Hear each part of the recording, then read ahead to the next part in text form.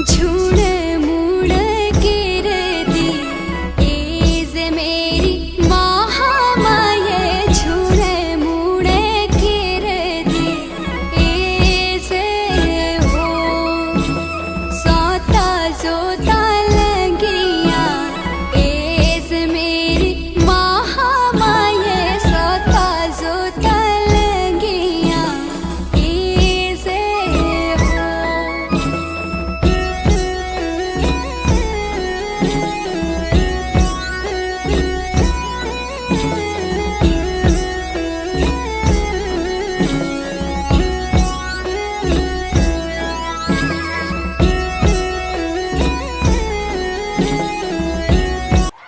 नमस्कार, आप देख रहे हैं न्यूज प्लस टीवी चैनल और मैं हूं अनुरंजनी गौतम। आज के इस कार्यक्रम में आप सभी का स्वागत है।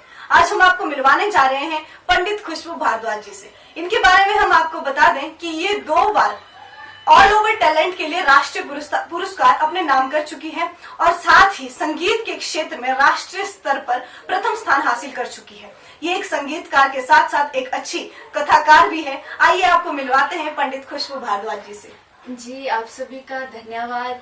अनुरंजनी जी, आपका भी धन्यवाद। न्यूज प्लस चैनल का मैं हार्दिक धन्यवाद करना चाहूंगी कि जिन्होंने आज मुझे अपने इस खास कार्यक्रम में भाग लेने का मौका दिया। मैं पंडित खुशबू भारद्वाज कुल्लू से रहने वाली हूँ और संगीत में कार्यरत हूँ।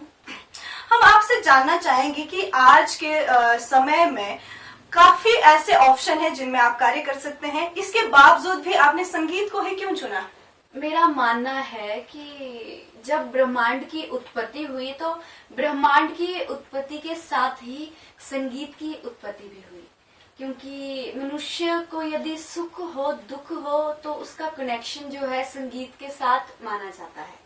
और सिंधु घाटी के पतन के बाद हमारा वैदिक संगीत प्रचलन में आया, तो जिसमें हमारे मंत्र थे, जो भी यज्ञ हुआ करते थे, उसमें संगीत का काफी महत्व हुआ करता था। जैसे हमारी रामायण है, महाभारत है, कोई मनुष्य यदि उन लंबी कथाओं को नहीं पढ़ सकता तो संगीत में उन्हीं को कुछ कुछ सूत्रों में पिरोया है, तो उसको सुनकर हम आनंद प्राप्त कर सकते हैं।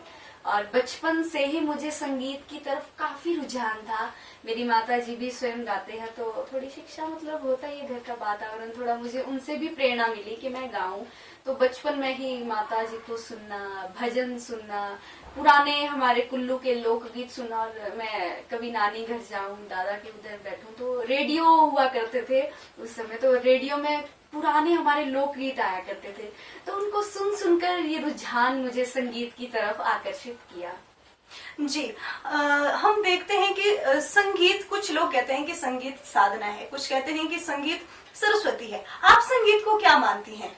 जी, मेरा मानना है कि संगीत एक साधना है। हमारी माता वीणा पुस्तक धारिणी माँ सरस्वती जी से ही प्रारंभ हुआ है। सबसे पहले संगीत ब्रह्मा जी के पास था, ब्रह्मा जी से सरस्वती तक आया, सरस्वती जी ने नारद जी को दिया और नारद जी ने हनुमंत, ऋषियों अनेकों को ये दिया, और इस तरह ये धारा प्रवाह में संगीत बहता गया।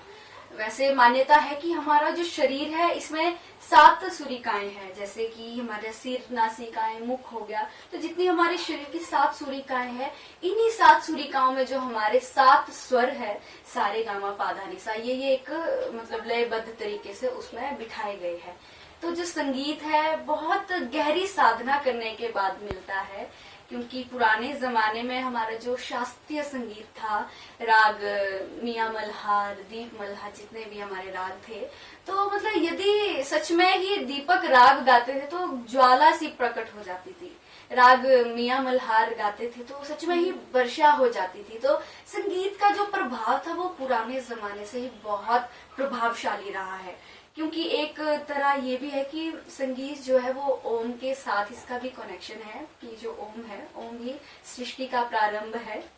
तो यदि हम ओम को बोलते हैं, ओम का मतलब गुणगान करते हैं, तो हमारे शरीर में एक विशिष्ट प्रकार का स्पंदन होता है, कुछ हमारा शरीर वाइब्रेशन देता है। मतलब संगीत हमारी आत्मा से भी जुड़ा है बहुत ही ज्यादा। तो इस प्रकार जी, खुशबू जी, हम जानना चाहेंगे कि आप वर्तमान संगीत को किस नजर से देखती हैं?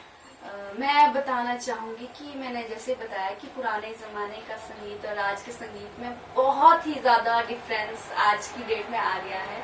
जितना भक्ति, जितनी साधना, जितना मतलब अध्ययन उस जमाने में था, शायद ही आज के उसमें भी हो। तो मैं तो सभी से यही आग्रह करती हूँ कि हम सभी अपने लोक गीतों की तरफ ज्यादा रुझान दें, अपनी संस्कृति को आगे तक बिखेरें कि किस तरह हमारी संस्कृति है, हमारे कुल्लू की संस्कृति, हमारे हिमाचल की संस्कृति बहुत ही खूबसूरत है। तो हम तो प्रयास करते हैं कि हम कभी भी कार्यक्रम में जाए तो अपने लोक गीतों को गाएं, अपने भजनों को गाएं। खुशबू जी, हम आपसे जानना चाहेंगे कि आप गीत संगीत के क्षेत्र में किस लक्ष्य को लेकर कार्य कर रही हैं? जी, मैं कहना चाहूंगी कि मैं अपने संगीत को, अपने भारतीय संगीत को, अपने भजनों को, अपने लोक संगीत को जन जन तक बिखेर देना चाहती हूँ। जैसा ही नाम है वैसा ही संगीत को खुशबू की तरह पूरे विश्व में बिखेर देना चाहती हूँ। इसके लिए मैं सदैव प्रयासरत रहूंगी, जितना मुझसे हो पाएगा मैं संगीत के लिए सेवाएं दूंगी।